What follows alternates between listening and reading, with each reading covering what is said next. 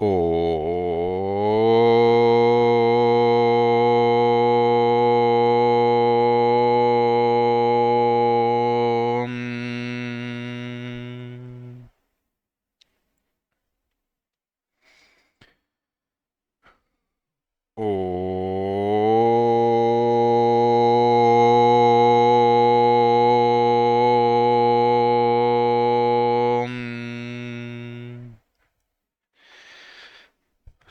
श्री गणेशाय नमः। श्री सरस्वत्यै नमः। श्री गुरुभ्यो नमः। श्रुतिस्मृतिपुराणानाम् आलयं करुणालयं नमामि भगवत्पाद शङ्करं लोकशङ्करं शङ्करं शङ्कराचार्यं केशवं बादरायणं सूत्रभाष्यकृतौ वन्दे भगवन्तौ पुनः पुनः। ईश्वरो गुरुरात्मेति मूर्तिभेदविभागिने व्योमवद्व्याप्तदेहाय दक्षिणामूर्तये नमः।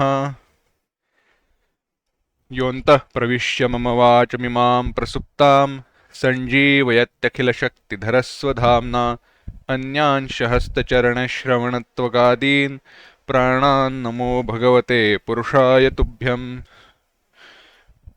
वंशीविभूषितकरान्नवनीरदाभात् पीताम्बरादरुणबिम्बफलाधरोष्ठात् पूर्णेन्दुसुन्दरमुखादरविन्दनेत्रात् कृष्णात् परं किमपि तत्त्वमहं न जाने। वसुदेवसुतं देवं कंसचाणूरमर्दनं देवकी परमानन्दं कृष्णौ वन्दे जगद्गुरुम्।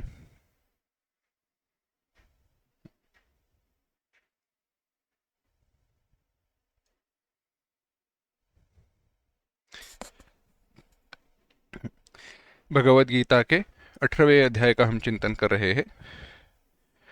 आज के चिंतन को शुरुआत करें उसके पूर्व 18वें अध्याय के 6ठे श्लोक से लेके 11वें श्लोक तक जो श्लोक है वह एक साथ पढ़ते हैं।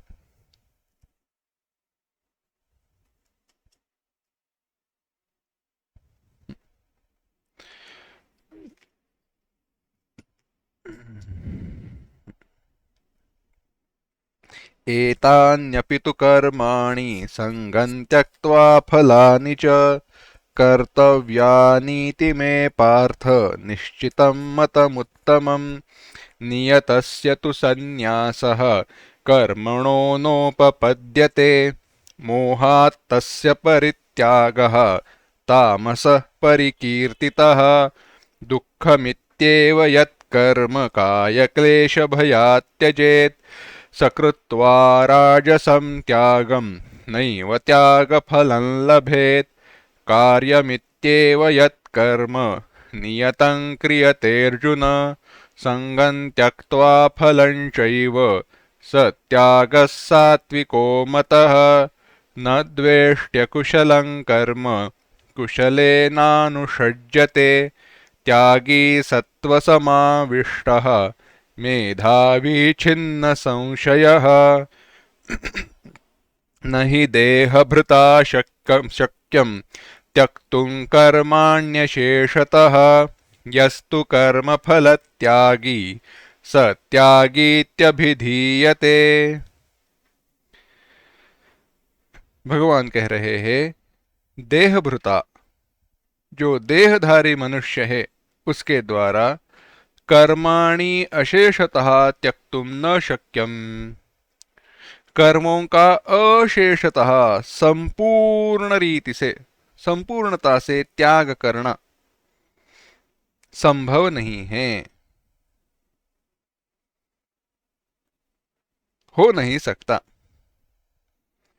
निश्शेष भाव से कर्मों का त्याग देहभृता शरीरधारी मनुष्य के द्वारा नहीं किया जा सकता, और जो इसीलिए कर्म के फल का त्याग करता है उसी को त्यागी कहा गया है।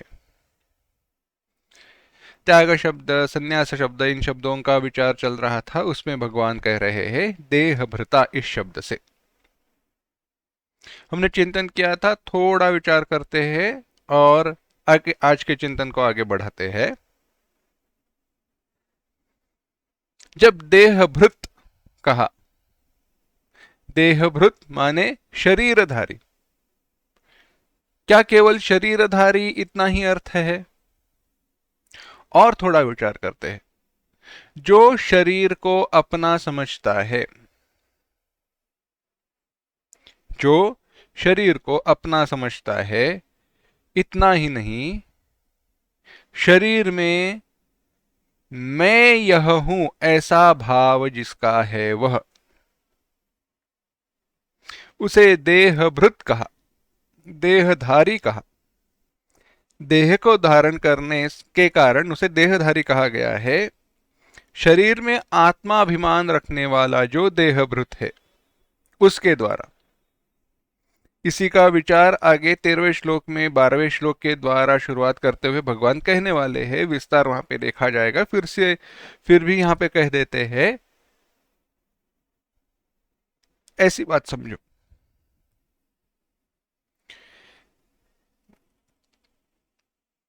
आपके सामने खाना रखा गया है, भोजन के लिए शुरुआत हो रही है, प्रार्थना वगैरह हुई, पूर्णमद हुआ, श्लोक 15वां अध्याय भगवत गीता का पढ़ा गया, और अब शुरुआत हो रही है। शुरुआत हो रही है इसीलिए आपने खाना खाने के लिए शुरुआत किया, खाना खाया, सब कुछ समाप्त हुआ। खाना खाने के बाद आपने क्या कहा? भोजन अच्छा हुआ, बहुत बढ़िया भोजन बना था, मैंने उसका बहुत आनंद लिया। अब जब आप भोजन कर रहे थे तो मैं भोजन करने वाला हूं, यह सारे कर्मों से हमें जोड़ना है, परंतु मैं भोजन करने वाला हूं, भोजन से प्राप्त जो आनंद है, सुख है, अनुभव है, उसका मैं अनुभव करने वाला हूं, इत्यादि भावनाओं के कारण, इत्यादि विचारों के कारण उससे जुड़े वासना, कर्म, फल इत्यादि का आपको प्राप्त हुए। उससे जुड़े वासना, कर्म, फल इत्यादि का आपको प्राप्त हुए। जब आपने कहा यह मैं हूं, यह मेरा है, तो उससे जुड़े हुए सुख दुख आपको प्राप्त हुए। यही दृष्टांत हमने देखा था। नाव से जो व्यापारी जो आ रहा था, जिसका अपना सामान नहीं था, फिर भी सामान को अपना समझकर बैठा था और रो रहा था। इसी प्रकार से जो अपना नहीं है, उसे अपना समझने पर कर्म का त्याग हो नहीं सकता। क्यों इसका विचार भगवान बता रहे हैं? बात समझिए। भगवान ने कहा है कर्म समझो, चलो।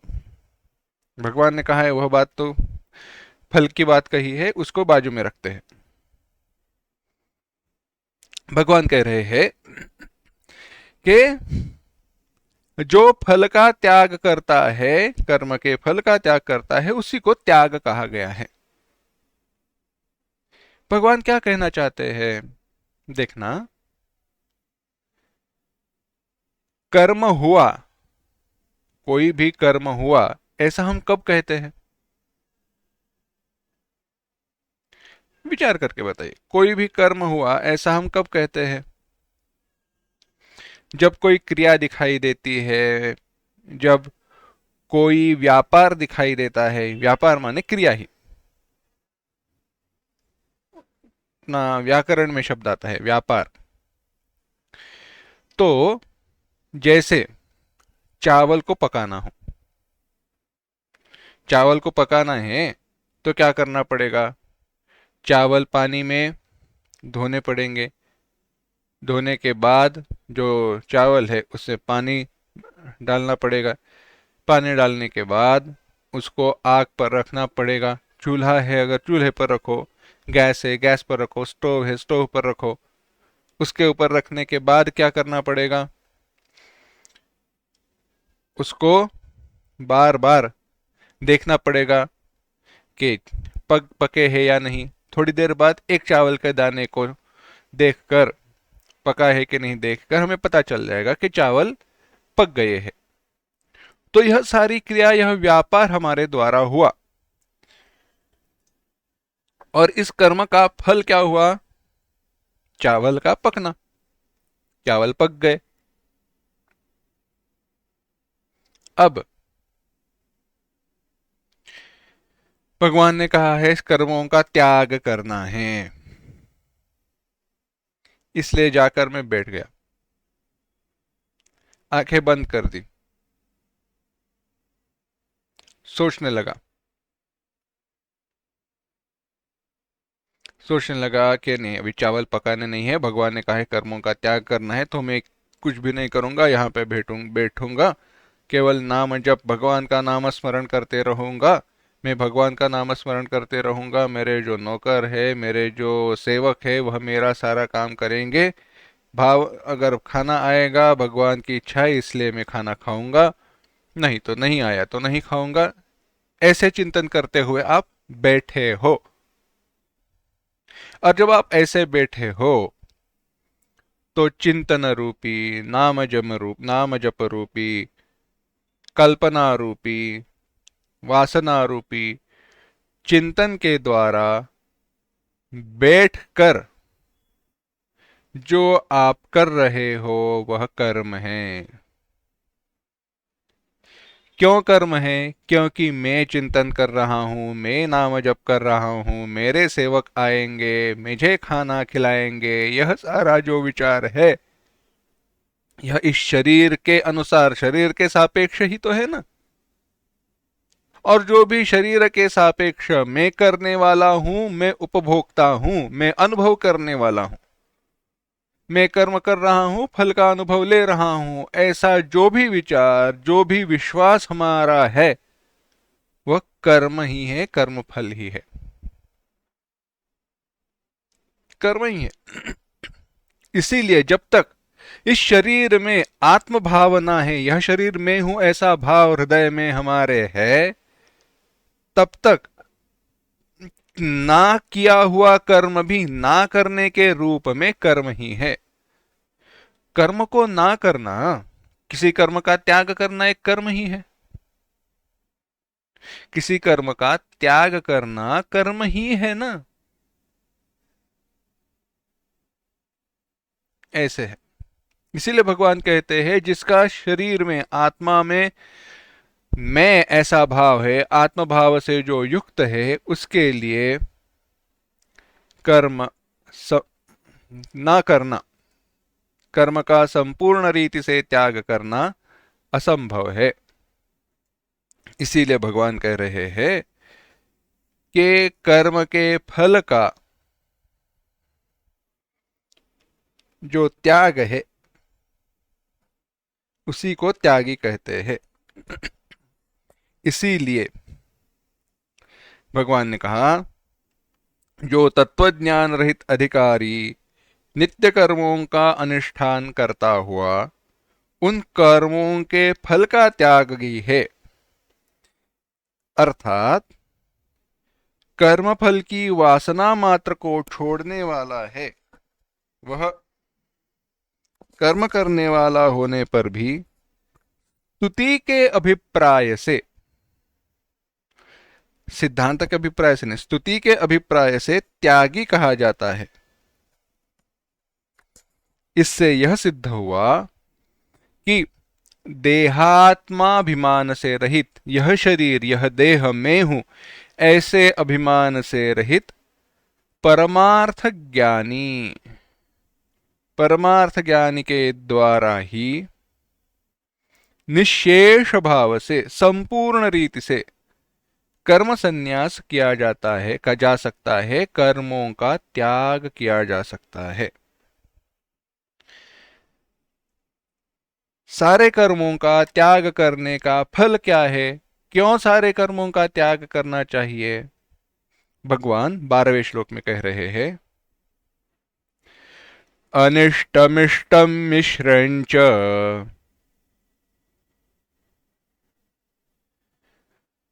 त्रिविधम कर्मणः फलम।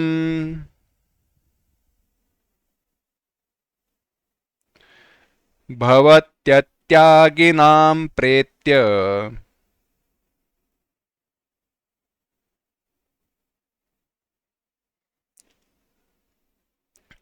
न तु सन्न्यासिनां क्वचित्।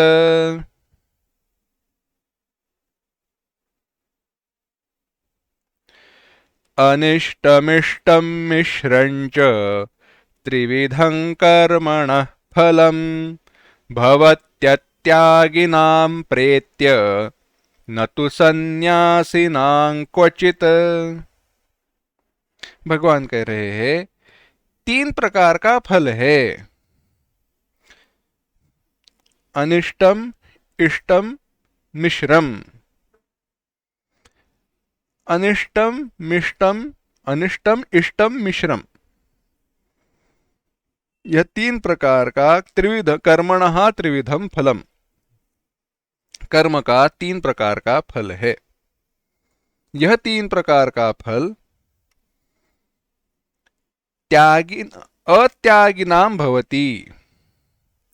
यह तीन प्रकार का जो फल है वह अत्यागियों के लिए, जो कर्म का त्याग नहीं करते उनके लिए है। सन्यासी नाम तो जो कर्मों का संन्यास करते हैं, सम्यक रूप से त्याग करते हैं, उनके लिए नहीं। अब यहाँ पे त्याग और सन्यास, इनका विशेष भेद भगवान निर्देशित कर रहे हैं। भगवान कह रहे हैं कर्मफल का त्याग न करने वाले मनुष्यों को कर्म का इष्ट, योग्य, अनिष्ट, अयोग्य, इष्ट योग्य नहीं, इष्ट माने इच्छित, अनिष्ट माने जो इच्छित नहीं है ऐसा, और मिश्र माने दोनों से युक्त ऐसा फल मिलता है। देखना, अनिष्टम भगवान कह रहे हैं। अनिष्ट माने क्या, अनिष्ट फल क्या है? नरक तीर्यगादि लक्षणम, नरकादिक लोकों में जाना या पश्वादिक योनियों में जन्म लेना अनिष्ट फल है। इष्टम देवादि लक्षणम, इष्ट फल क्या है? स्वर्गादिक लोकों में जाना, देवादिक शरीर की प्राप्ति करना, गंधर्वादिक लोकों की प्राप्ति करना, उत्तम शरीर की प्राप्ति करना, ऊंचे लोकों में जाना, यह क्या है? यह इष्ट फल है। और आगे कहा मिश्रम, मिश्र इष्ट और अनिष्ट इन दोनों से संयुक्त, दोनों से जो युक्त है, इष्ट और अनिष्ट से युक्त क्या है? मनुष्य शरीर है। यानी पुण्य रूप फल, पाप रूप फल और उभाभ्याम मनुष्यत्वम दोनों से युक्त जो है ऐसा फल मनुष्य को, किस मनुष्य को? अत्यागी को। ऐसा फल जो अत्यागी है, कर्म का त्याग नहीं करता है, ऐसे मनुष्य को मिलता है। अब फल क्या है? ध्यान देना, अब कर्म का फल क्या है इसकी व्याख्या की गई। भगवान भाष्यकार बड़ी सुंदर व्याख्या करते हैं। अगर यह व्याख्या समझ में आए तो आधी बाजी हमने जीत ली। भगवान भाष्यकार कहते हैं बाह्यानेकाकार व्यापार निष्पन्नम, बाह्य अनेक कारक व्यापार निष्पन्नम। बाह्य जो पदार्थ बाह्य शरीर से भिन्न, बाह्य आत्मा से दूर, हमारे स्वरूप से भिन्न, कर्ता कर्म क्रिया आदि अनेक कारकों के द्वारा, कारक क्रियाजनकम कारकम, क्रिया को जन्म देने वाले जो भी पदार्थ है उनको कारक कहते हैं। ऐसे बाह्य अनेक जो कारक है, क्रिया को जन्म देने वाले पदार्थ है, उसमें क्या क्या आया? कर्ता आया, उसने की गई, उसके द्वारा किया गया कर्म आया, अनेक क्रियाएं आई, यह सब कुछ उसके द्वारा निष्पन्न हुआ। अच्छा, क्या हुआ? फल है? ना ना ना, रुको। आगे कहा अविद्याकृतम इंद्रजालमायोपमं महामोहकरम। यह सब कुछ कैसे है? अविद्याकृत है। कैसे? बाजीगरी के अपने जादूगर रहते हैं ना, मैजिशियन, वो ऐसे ऐसे चमत्कार पूर्ण ऐसे लोक निर्माण करते हैं, दृश्य निर्माण करते हैं, और हमें विश्वास दिलाते हैं कि यह सब कुछ हो रहा है। वास्तव में वहां पे कुछ हो नहीं रहा होता है। ऊंची टोपी निकालते हैं, टोपी में से फूल निकालते हैं, खरगोश निकालते हैं, और क्या, कबूतर निकालते हैं। वास्तव में देखा जाए उसमें से सत्य कुछ नहीं है, परंतु हमें वह सत्य लगता है। इसी प्रकार से बाजीगर के समान, बाजीगर की माया के समान, उसकी जादू माया, उसका जो मोह है, मोहिनी है, उसके समान अविद्या जनित, अज्ञान से उत्पन्न महामोह कारक, मोह निर्माण करने वाला एवं प्रत्यगात्मोपसर्पी इव, जीवात्मा के, हम जो जीवात्मा है उसके आश्रित सा प्रतीत होता है। ऐसा जो कुछ, फिर से हम देखेंगे विस्तार, एक साथ पहले देखते हैं। जीवात्मा के आश्रित सा जो होता है, फल्गुतया लयम अदर्शनम गच्छति इति फलम। फल, फल में दो शब्द है ना, दो अक्षर है, फ ल। फ का अर्थ है फल्गुतया, ल का अर्थ है लयम गच्छति। लयम माने अदर्शनम, दिखाई देना बंद हो जाता है। फल्गुतया लयम अदर्शनम गच्छति इति फलम। तत्काल फल रहित, फल्गुतया लयम अदर्शनम, नष्ट हो जाता है। सार रहित होने के कारण तत्काल ही लय नष्ट हो जाता है, उसका नाम फल है। इति फल निर्वचनम, ऐसी फल इस शब्द की व्याख्या है। क्या है? जो पदार्थ बाह्य कर्ता कर्म क्रिया आदि अनेक कारकों द्वारा निष्पन्न हुआ हो, ऐसा जो कुछ भी जो कर्ता के द्वारा, उसके द्वारा की गई क्रियाओं के द्वारा, कर्मों के द्वारा निर्माण हुआ हो, और वह पदार्थ, वह जो कुछ भी है, वह कैसा है? बाजीगर की माया के समान, उसकी जादू, उसका जो मोह, मोहिनी है, उसके समान सत्य नहीं है। दिखाई तो दे रही है, प्रतीत तो हो रही है, परंतु सत्य में नहीं है। ऐसी जो कुछ भी वस्तु है जो प्रतीत सी होती है तो नष्ट हो जाती है। फल्गुतया लयम गच्छति, नष्ट हो जाती है। ऐसी जो कुछ भी वस्तु है जो अविद्याजनित, हमारी अज्ञान के कारण मोह निर्माण करने वाली और हमारी आश्रित ऐसी प्रतीत होती है, अनुभव आती है, उसे फल कहते हैं। फल इस शब्द की इससे सुंदर अन्य व्याख्या पाना मुश्किल है। सामान्य दृष्टांत देखते हैं।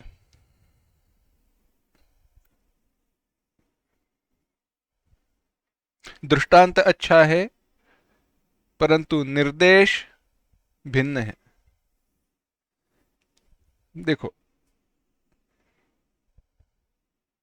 इस संसार पर कृपा करने के लिए, इस संसार पर कृपा करने के लिए अधर्म का परिपात निष्पात करने के लिए, अधर्म का विनाश करने के लिए, धर्म की रक्षा करने के लिए भगवान श्री कृष्ण की अवतार के पूर्व स्वयं भगवान श्री महाविष्णु ने प्रभु श्री राम जी का अवतार धारण किया। अब उस अवतार के लिए निमित्त क्या हुआ? निमित्त हुआ एक कर्म, अर्थात तो भगवान की इच्छा थी, इसीलिए वहां पे वासना इच्छाएं निर्माण हुई। वह सारा विचार हमें नहीं करना है। साथ ध्यान देना, दशरथ जी महाराज ने कर्म किया। कौन सा कर्म किया? पुत्र कामेष्टि यज्ञ। पुत्र कामेष्टि यज्ञ रूप कर्म दशरथ जी महाराज ने किया। उस कर्म को करते वक्त सारा जो विचार है वो इस व्याख्या में जो कहा है वही सारा आया है। उन्होंने कहा मैं यह पुत्र कामेष्टि यज्ञ कर रहा हूं। क्यों? क्योंकि मुझे पुत्रों की प्राप्ति हो। मुझे पुत्रों की प्राप्ति क्यों हो? क्योंकि मुझे कोई पुत्र नहीं है, और पुत्र न हो तो मुझे सद्गति नहीं मिलेगी, इत्यादि का जो भी विचारधारा है वह सारी है। यह सब क्यों आया? क्योंकि मैं शरीर हूं, यह शरीर में हूं, मैं दशरथ हूं, महाराज दशरथ हूं, मुझे संतति चाहिए। इच्छा मन में निर्माण हुई। मन में इच्छा निर्माण होने के बाद उन्होंने कर्म किया। कर्म करते वक्त क्या क्या आया? कर्ता, वह स्वयं कर्ता थे, कर्म करने वाले थे।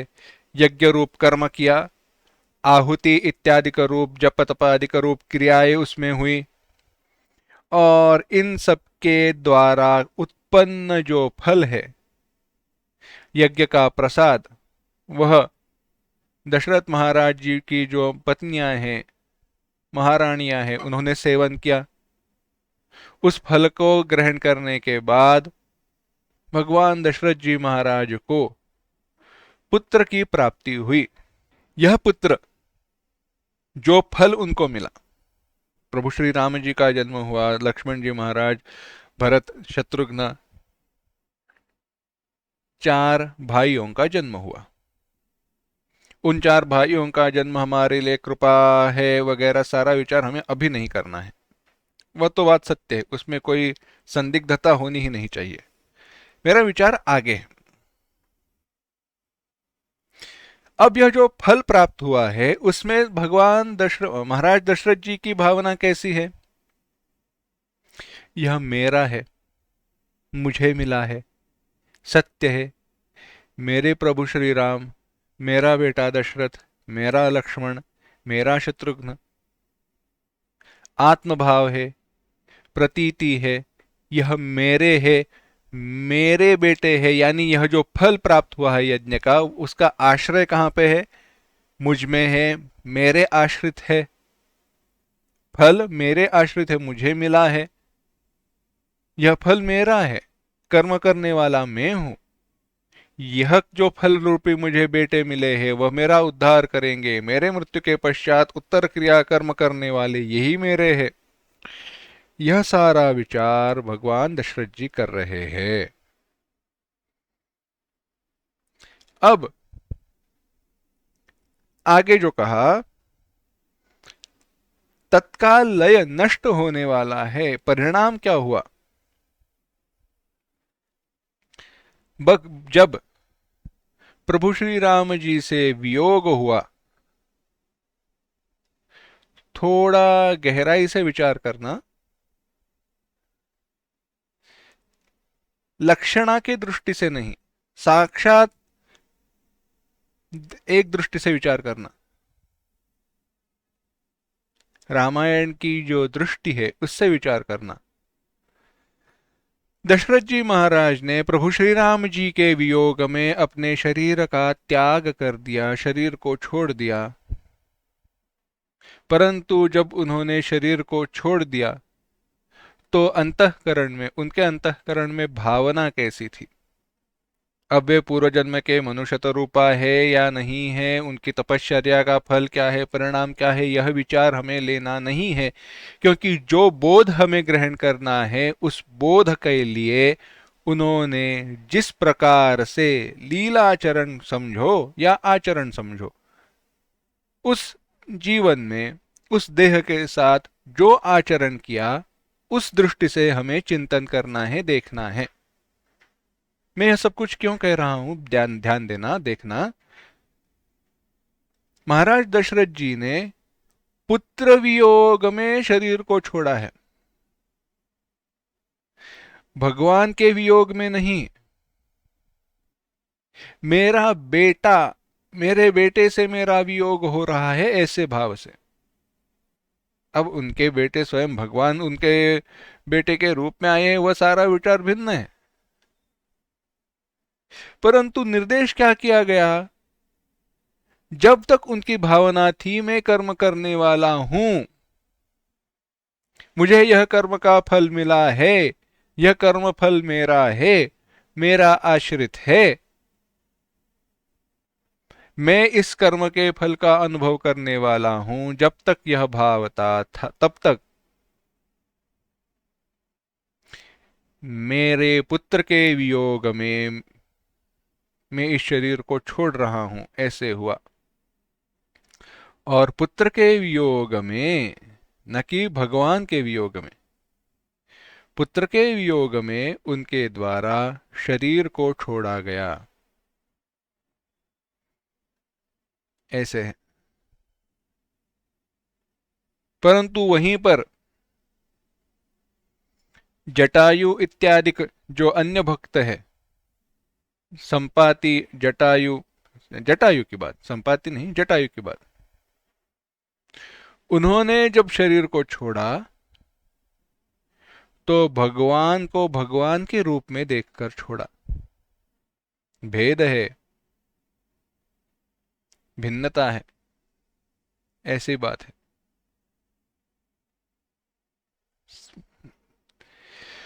तो भगवान ने इसलिए भगवान भाष्यकार यहाँ पे इसीलिए कहते हैं, सार रहित तत्काल नष्ट होने वाला यह फल है, यह फल, यह जो पदार्थ है, वह जब तक मैं कर्म करने वाला हूं ऐसी भावना है तब तक निर्माण होता रहेगा। क्यों? अज्ञानवश। दशरथ जी महाराज जानते होते हुए भी लीला के कारण वह कह नहीं पाए, वह सारी बात हमें कहनी नहीं है, वो इसका विचार भी हमें नहीं करना है अभी। परंतु उन्होंने क्या कहा, यह मेरा बेटा है, भगवान नहीं, भगवत स्वरूप नहीं, इसीलिए दुखादिक मोह की प्राप्ति हुई, वियोग में मृत्यु हुआ। ऐसा यह तीन प्रकार का फल, चाहे वो अष्टिष्ट हो, पुण्य रूप हो, पाप रूप हो या मिश्र हो, अत्यागियों को, अर्थात परमार्थ संन्यास न करने वाले कर्मनिष्ठ अज्ञानियों को ही मिलता है, मरने के बाद मिलता है।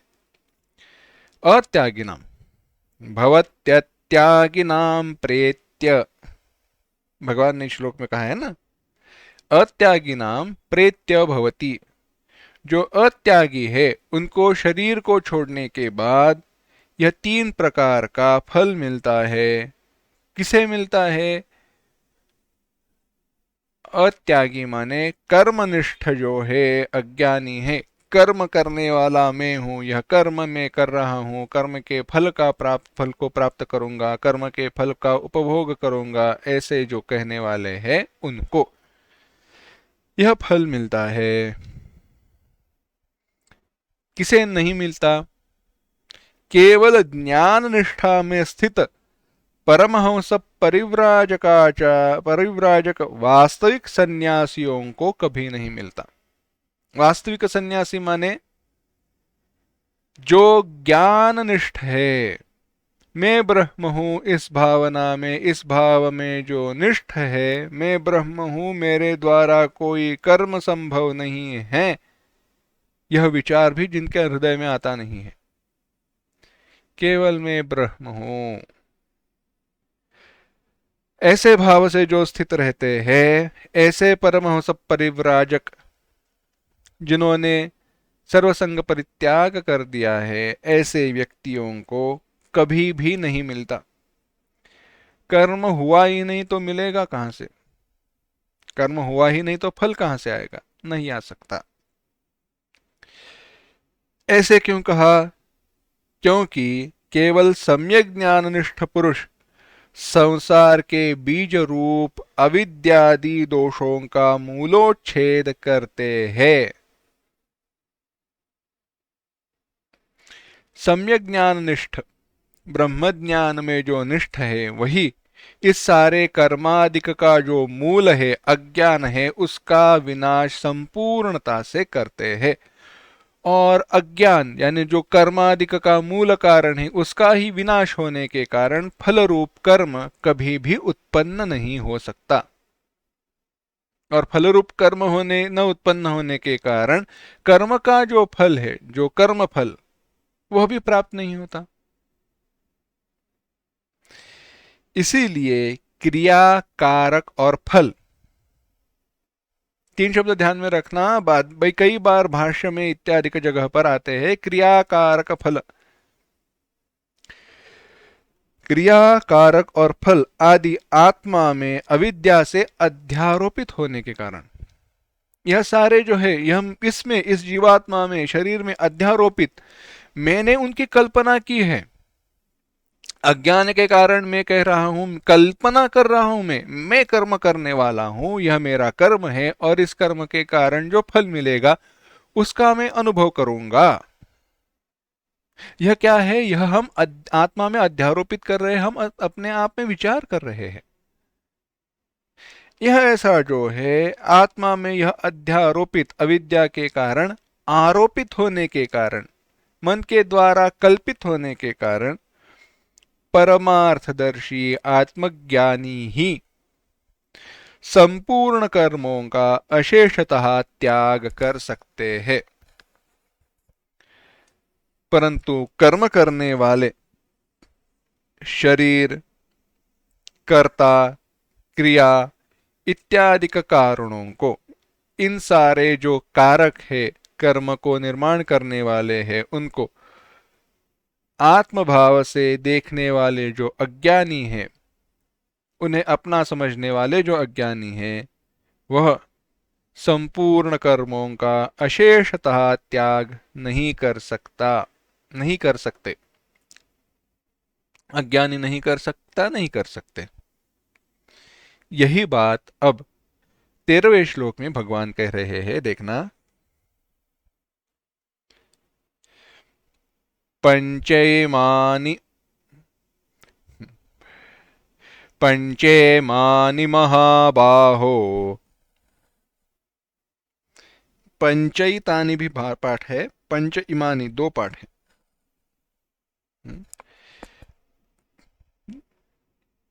प्रस्तुत पंचे इमानी के साथ ही लेते हैं। पंचेमानि महाबाहो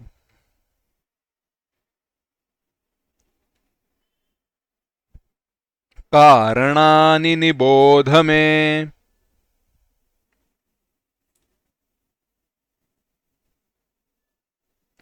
सांख्ये कृतान्ते प्रोक्तानि,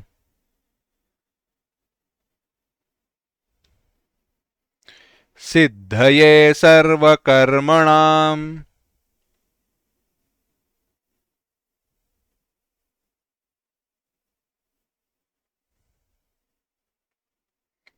एक साथ, पंचेमानि महाबाहो कारणानि निबोध मे, सांख्ये कृतान्ते प्रोक्तानि, सिद्धये सर्वकर्मणाम्।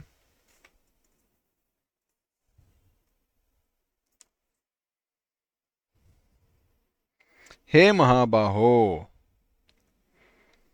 हे महाबाहो,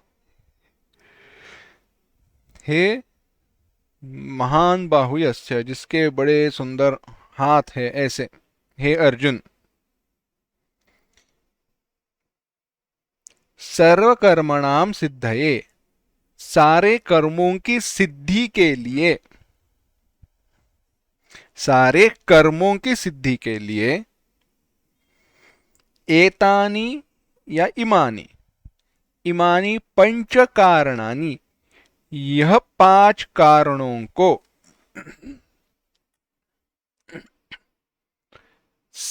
कृतांते, कृत अंतम, कृतम अंतम येन, जिसके द्वारा अंत किया जाता है, जहां पर उसका अंत होता है उसे कहते हैं कृतांत। कृतांत का एक अर्थ है यम, यमराज, यम। कृतांत में, कृतांत यहाँ इसका अर्थ है वेदांत। कृतांत का अर्थ है आएगा आगे, सांख्य माने वेदांत, इसमें इसके साथ आएगा। कहा कृतांते, कर्म का अंत करने का उपाय जहां पे बताया है उसमें सांख्य, सांख्य शास्त्र, वेदांत शास्त्र। सांख्य यहाँ पे दर्शन का विचार नहीं है, सांख्य की व्याख्या भगवान भाष्यकार यहाँ पे बताएंगे, आदि शंकराचार्य जी यहाँ पे बताएंगे।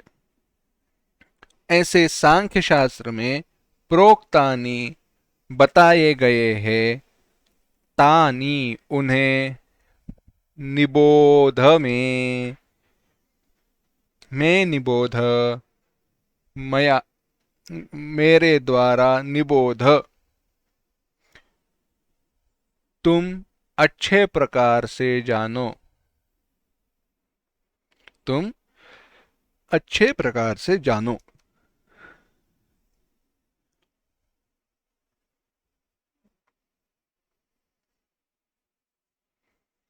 भगवान कह रहे हैं, हे महाबाहो, हे अर्जुन, सर्व कर्मों के सिद्धि के जो 5 कारण हैं और कर्मों का विनाश, कर्मों का अंत करने वाला, जो करने का जो उपाय है, यह उपाय जिसमें बताया है ऐसा जो शास्त्र है, वह मेरे द्वारा तुम ठीक ठीक जानो। क्या है? हे महाबाहो, मैं अब 5 कारणों को अर्थात कर्म के साधनों को बताने वाला हूं, तुम उसे पहले जानो। कर्म करने के लिए, कोई भी कर्म होना हो, कर्म करने के लिए, कोई भी कर्म की सिद्धि के लिए 5 कारण आवश्यक है। वह कारण क्या है वह मैं तुम्हें बताने वाला हूं, ठीक ठीक उसे जानना। इतना ही नहीं,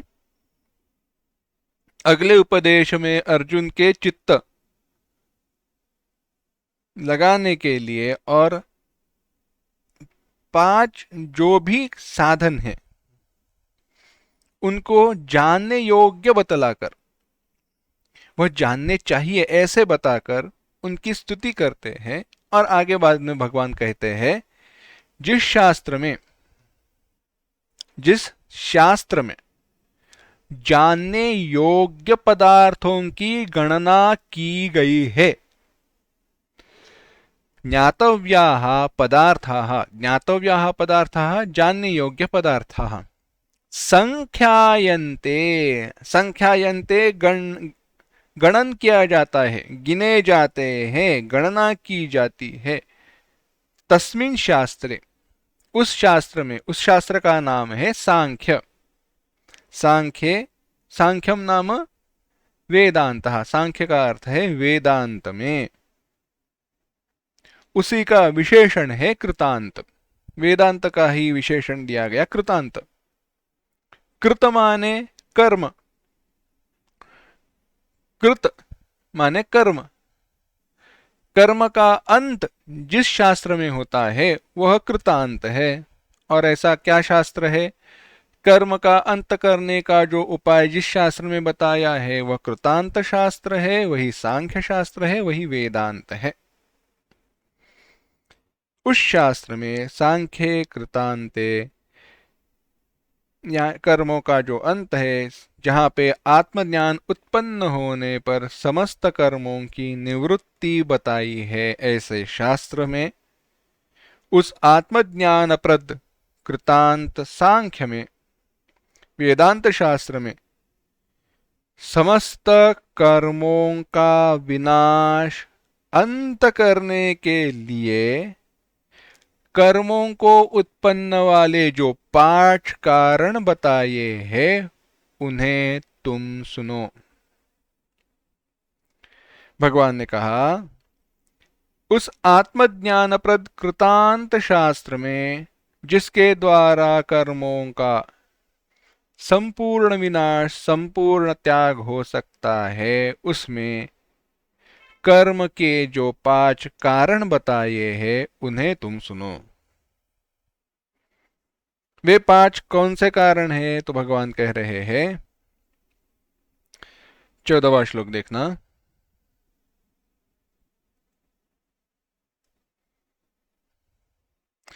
अधिष्ठानं तथा कर्ता,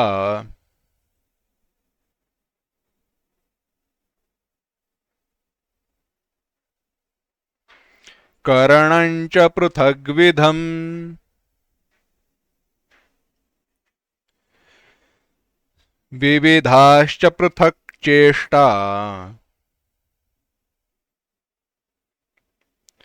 दैवं चैवात्र पंचमम्।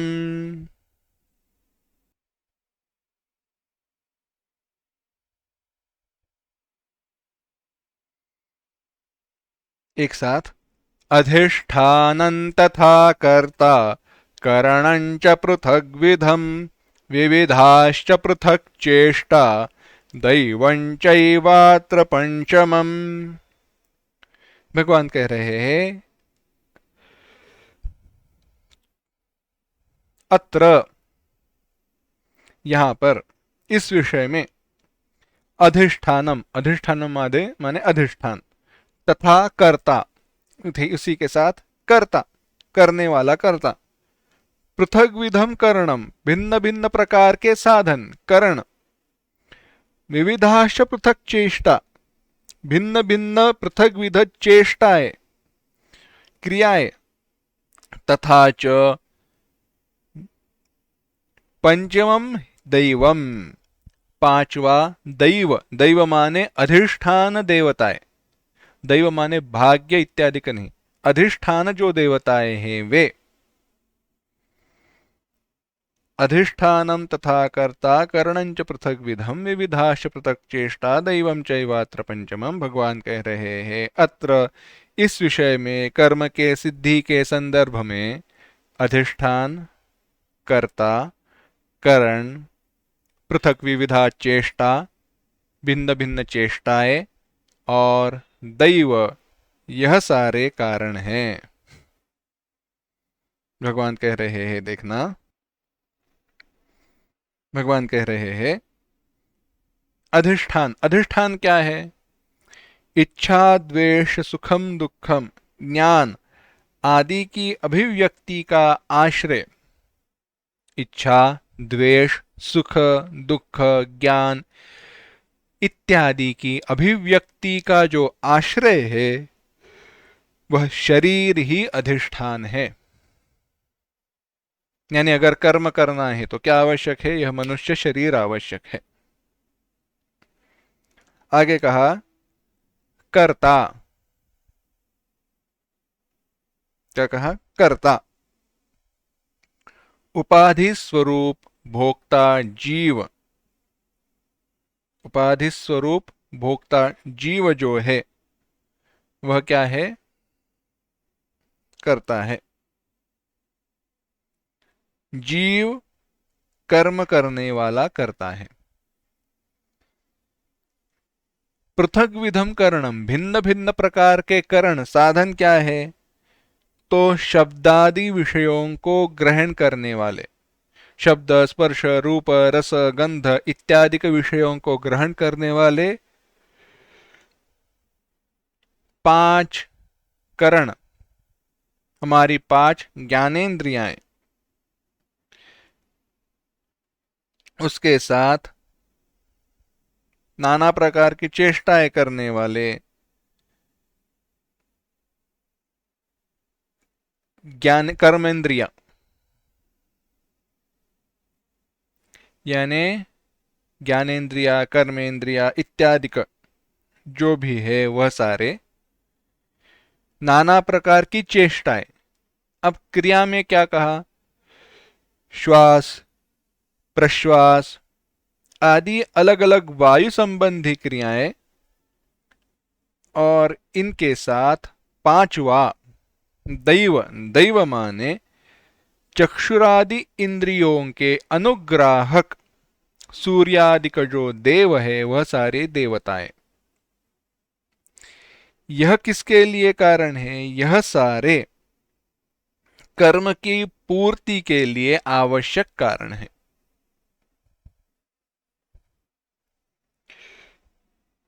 ध्यान देना,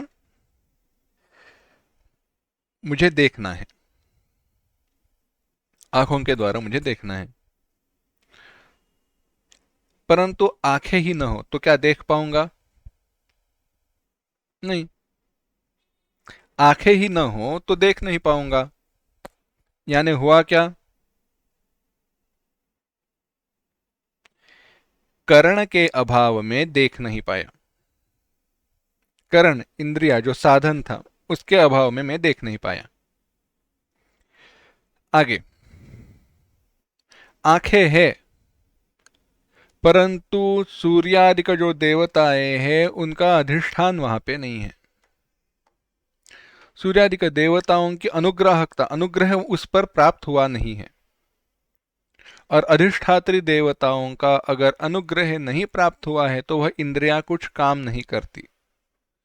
माने इंद्रिया है, करण है, परंतु करण के अभाव में कोई अनुग्राहक देवता न होने के कारण, दैव यह न होने के कारण क्या हुआ? कर्म कर नहीं पाऊंगा। सब कुछ है परंतु यह शरीर ही नहीं है। अरे शरीर ही नहीं है तो सब कुछ गया ना। यह शरीर ही नहीं तो कर्म कहां से होगा? हो नहीं सकता।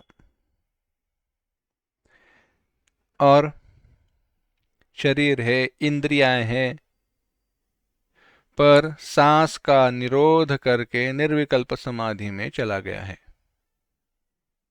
कर्म हो सकता है? नहीं हो सकता। सब कुछ है, शरीर है, इंद्रियां शायद से है, इंद्रियों के गोलक है, शरीर है, इंद्रियों के गोलक है, परंतु सांस नहीं चल रही, सांस रुक गई है। सांस रुक गई है माने मृत्यु की प्राप्ति हुई है। कैसे कर्म होगा? हो नहीं सकता। इसका अर्थ यह हुआ, यह सारे शरीर, इन करण, साधन कर्म के, श्वास प्रश्वास रूपी क्रियाएं और दैव, यह सारे कर्म की पूर्ति के लिए आवश्यक है।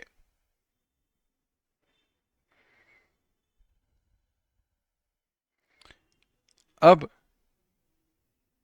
इन कर्मों के कारण बताए।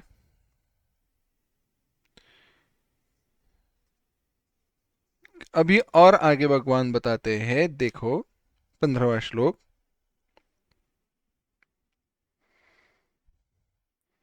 शरीरवाङ् मनोभिर्यत्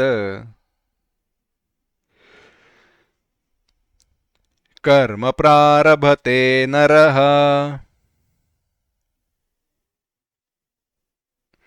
न्याय्यं वा विपरीतं वा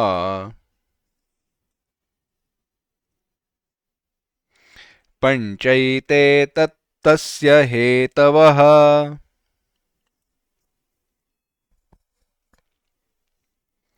एक साथ, शरीरवाङ् मनोभिर्यत् कर्म प्रारभते नरः न्याय्यं वा विपरीतं वा पंचैते तस्य हेतवः।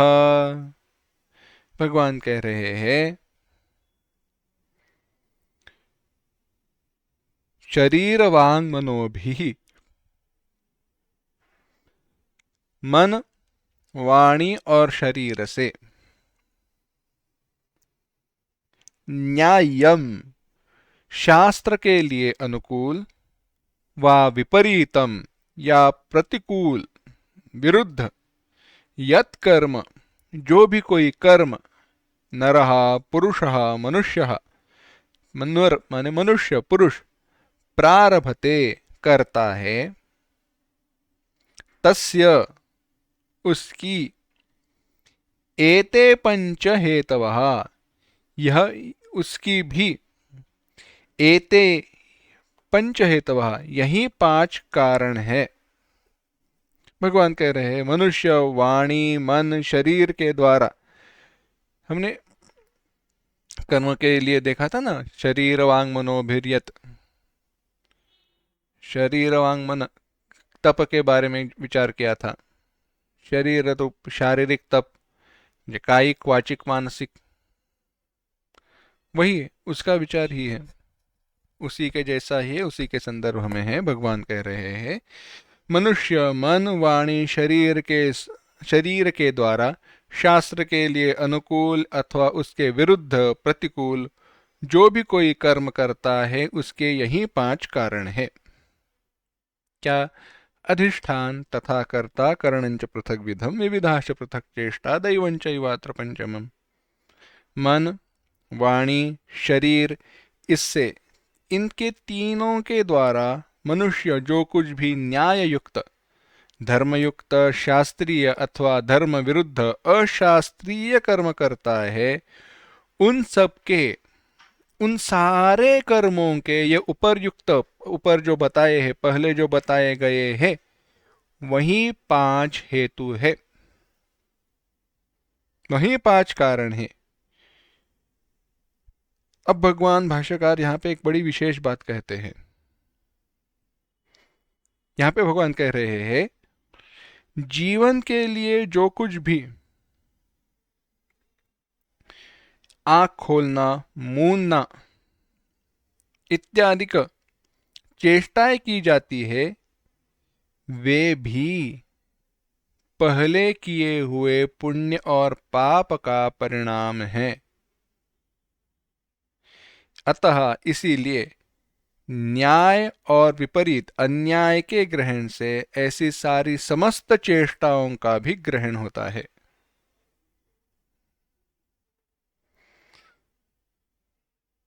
अब यह कहने के बाद भगवान आगे कह रहे हैं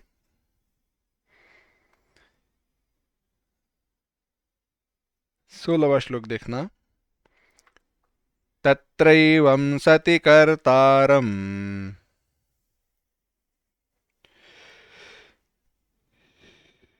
आत्मानं केवलं तु यः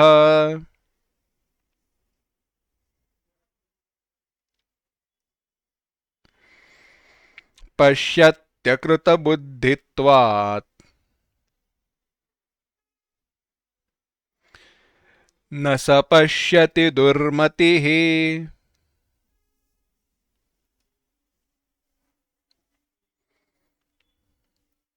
एक साथ, तत्रैवं सति कर्तारम् आत्मानं केवलं तु यः पश्यत्यकृतबुद्धित्वात् न स पश्यति दुर्मतिः। भगवान कह रहे हैं ऐसे होते हुए भी, परंतु, केवलंतु, यहाँ पे तू, एवं सति, ऐसे होते हुए भी, यह पुरुषः, जो पुरुष, अकृत बुद्धित्वात्, अकृत बुद्धि माने अशुद्ध पाप जनित बुद्धि के कारण, विषय युक्त बुद्धि के कारण, असंस्कृत बुद्धित्वात्, जिसके बुद्धि के ऊपर संस्कार नहीं हुए हैं, संस्कार शुद्धि प्राप्त नहीं हुई है, विवेक प्राप्त नहीं है, ऐसे अविवेकी बुद्धि के कारण कहते हैं तत्र, उस विषय में, यानी कर्म के बारे में, केवलम आत्मानं कर्तारं पश्यति, केवल शुद्ध स्वरूप आत्मा को कर्ता समझता है, केवल शुद्ध स्वरूप आत्मा को जो कर्ता समझता है, उसे सह दुर्मति ही न पश्यति, यह मलिन बुद्धि होने मलिन बुद्धि का जो अज्ञानी पुरुष है, वह यथार्थ रीति से उसे नहीं समझता है। भगवान क्या कह रहे हैं? तत्रैवं सति कर्तारम, इसमें जो तत्र शब्द आया उससे पूर्व जो विषय है उसके साथ संबंध जोड़ा गया। इसके लिए कहा पहले बताए हुए जो भी 5 कारण हैं, कौन से 5 कारण हैं? अधिष्ठान, कर्ता, करण, पृथक चेष्टा, दैव, अलग अलग जो पहले बताए कारण है उस 5 कारणों के द्वारा कर्म की सिद्धि होती है। इसीलिए जो अज्ञानी पुरुष वेदांत और आचार्य के उपदेश के द्वारा तथा तर्क द्वारा संस्कृत बुद्धि न होने के कारण, जिसके बुद्धि को वह विवेक प्राप्त हुआ नहीं है, ऐसी बुद्धि होने के कारण अविद्या से आत्मा की एकता मानकर, अविद्या से कर्मों के साथ, कर्तृत्व के साथ इत्यादि के साथ आत्मा की एकता मानकर मैं ही करता हूं, इस प्रकार से शुद्ध निष्कर्म, जो कर्म कभी कर नहीं सकता, कर्मों से जिसका संग नहीं हो सकता, ऐसी आत्मा को मैं कर्ता समझता है, वह न स पश्यति दुर्मति ही, वास्तव में कुछ भी नहीं समझता। तात्पर्य क्या है? अपने आप को कर्ता समझना छोड़ दो, बस इतना ही है। इसीलिए वह दुर्बुद्धि है, जिसकी बुद्धि कुत्सित, विपरीत है, दुष्ट है और बारंबार जन्म मरण देने में कारण रूप होती है। दुर्बुद्धि क्यों कहा? वह दुर्बुद्धि है ही, वह व्यक्ति तो दुर्बुद्धि है ही, परंतु उसकी बुद्धि दुख देने वाली है। उस बुद्धि के कारण उसे बारंबार फिर से जन्म मृत्यु के चक्कर में फंसाया जा रहा है, फंस गया है। और ऐसा दुर्बुद्धि अविवेकी मनुष्य कभी समझ नहीं पाता। तैमीरिकः अनेकं चंद्रम यथा वा अभ्रेषु धावत्सु चंद्रम धावन्तम यथा वा वहाने उपविष्टः अन्येषु धावत्सु आत्मानं धावन्तं पश्यति। भगवान भाष्यकार ने यहाँ पे 3 उदाहरण दिए हैं। यह दुर्बुद्धि कैसी है? कहा तैमीरिक चंद्रवत, कोई दोष आंख में आया है। एक काम करना, बड़ी सुंदर कथा है, दृष्टांत है। हमारे गुरुजी ने पाठ पढ़ा रहे थे, अन्य पाठ चल रहा था, तब बताया। कहा हुआ ऐसे, मित्र के पास गए, मित्र के पास गए,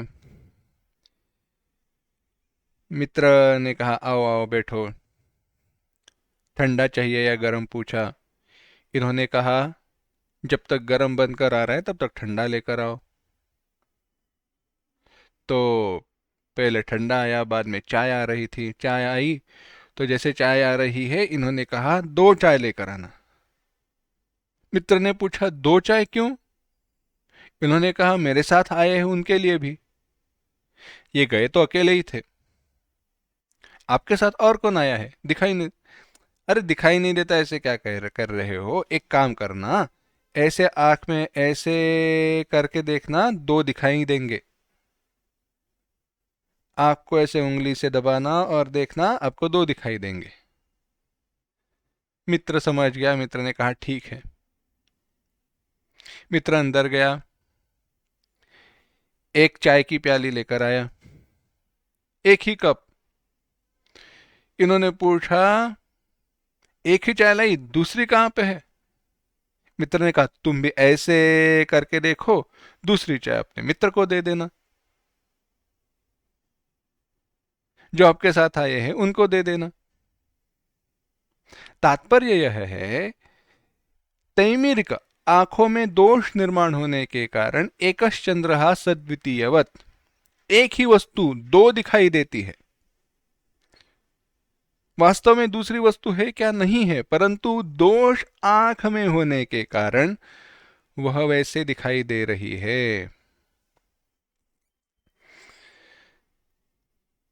मानस में गोस्वामी तुलसीदास जी ने उदाहरण दिया है, बालक फिरहि न फिरहि गृहादि कहहि परस्पर मिथ्यावादी। छोटा बच्चा है, गोल गोल गोल गोल गोल गोल घूम रहा है, घूमने के बाद क्या होती है, चक्कर जैसे होता है, और जब देखता है तो होता क्या है, पूरी दुनिया, पूरा जो कुछ भी है वह सब कुछ गोल गोल घूम रहा है ऐसे दिखाई देता है। वास्तव में घूम कौन रहा है, चक्कर कौन लगा रहा है, चक्कर लगा रहा है बालक, बेटा, वह चक्कर लगा रहा है, परंतु वह क्या कहता है, दुनिया घूम रही है।